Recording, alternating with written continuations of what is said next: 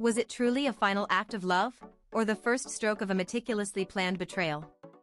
The lawyer's monotone voice droned on, each word a hammer blow against Ilara's heart.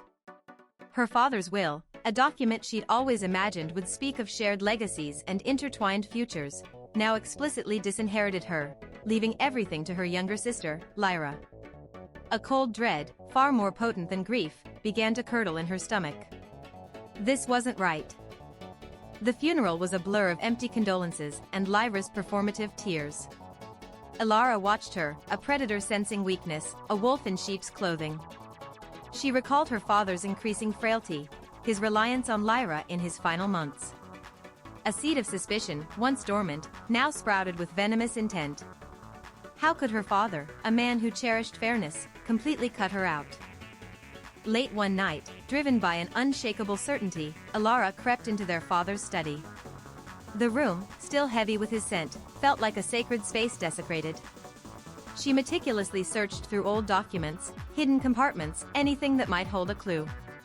Dust motes danced in the moonlight, illuminating a familiar, almost imperceptible tremor in the signature on the will.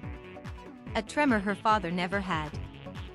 Her research led her to an antique pen, gifted to her father by Lyra years ago. The ink it used was unique, almost iridescent. Comparing it to the will, Ilara's breath hitched. The sheen, the slight bleed, it was a perfect match.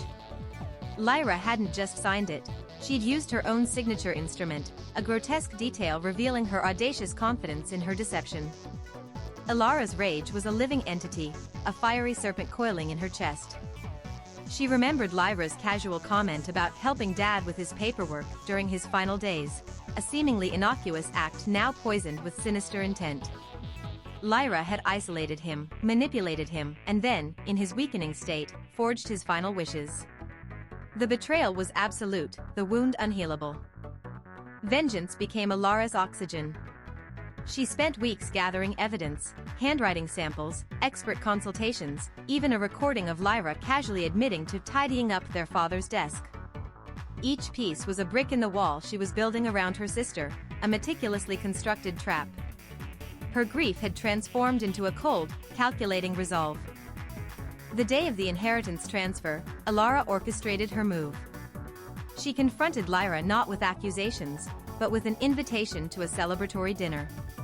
Lyra, basking in her perceived victory, arrived adorned in jewels Ilara recognized as their mother's. The sight ignited a fresh spark of fury. This wasn't just about money, it was about respect, about family, about truth. At the dinner, amidst the clinking of glasses and Lyra's smug chatter, Ilara calmly laid out her evidence. The forged signature, the unique ink, the expert testimony, it was all there, undeniable. Lyra's face, initially contorted in disbelief, slowly drained of color, replaced by a ghastly pallor. The silence that followed was deafening, the air thick with shattered trust. Lyra's denial quickly crumbled into a desperate, tearful confession, a pathetic display of fear and regret. Ilara watched her, devoid of pity. The years of quiet resentment, the festering wound of betrayal, now found its release. The empire Lyra had so ruthlessly built was collapsing around her, not in a blaze of glory, but in a whimper of shame. The legal battle was swift and decisive. Lyra was stripped of the inheritance, facing criminal charges for forgery. Ilara, however, found no triumph in the victory. The wealth meant little without the trust and love that had been so brutally destroyed. She stood in her father's restored study, the true will now validated, the air finally clear, but the ghost of betrayal would forever linger. Her revenge was complete, but the cost, immense.